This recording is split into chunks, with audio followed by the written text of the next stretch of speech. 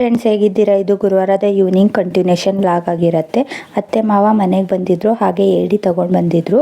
ಏಡಿ ತಿಂದರೆ ಬಾಣಂತಿಯರಿಗೆ ತುಂಬ ಒಳ್ಳೆಯದು, ತುಂಬ ಚೆನ್ನಾಗಿರುತ್ತೆ. ಅಮ್ಮ ಸಾಂಬಾರು ಮಾಡಿದ್ರು, ನಾನು ತಿಂದೆ. ಶುಕ್ರವಾರ ಬೆಳಿಗ್ಗೆನೆ ದೋಸೆ ಮಾಡೋಣ ಅಂತ ನೈಟೇ ಅಕ್ಕಿನ ನೆನಾಕಿದ್ದೆ. ಬೆಳಿಗ್ಗೆ ರುಬ್ಕೊಂಡು ದೋಸೆ ಮಾಡಿಕೊಂಡೆ. ದೋಸೆ ಜೊತೆ ಆಲೂಗಡ್ಡೆ ಪಲ್ಯ ಮಾಡಿದ್ದೆ. ನನಗೆ ಅಂತ ಚಟ್ನಿ ಮಾಡ್ಕೊಂಡಿದ್ದೆ. ನನ್ನ ಮಗನಿಗೆ ರಾಗಿ ಸರಿ ಮಾಡೋಕ್ಕೆ ಅಂತ ಅಮ್ಮ ನೈಟೇ ರಾಗಿ ಮತ್ತು ಬೇಳೆನ ನೆನಾಕಿದ್ರು. ಬೆಳಿಗ್ಗೆ ವಾಶ್ ಮಾಡಿ ಎಲ್ಲ ಒಣಾಕಿದ್ದಾರೆ.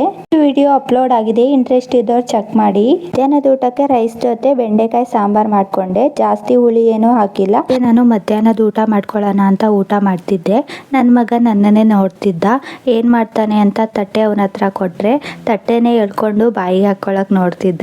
ನೋಡಿ, ಹೀಗೆ ಮಾಡ್ತಿದ್ದ ಅವನು. ಜೊತೆಗೆ ಅಮ್ಮನೂ ತೋಟದಿಂದ ಬಂದಿದ್ರು. ಅವರು ಮಧ್ಯಾಹ್ನದ ಊಟ ಮಾಡ್ಕೊಂಡ್ರು. ರಾಗಿ ಒಣಾಕಿದ್ನಲ್ಲ, ಅದೆಲ್ಲ ಒಣಗಿತ್ತು. ರಾಗಿ ರುಬ್ಬೋ ಕಲ್ಲಲ್ಲಿ ರಾಗಿನ ರುಬ್ಬಿದ್ರು.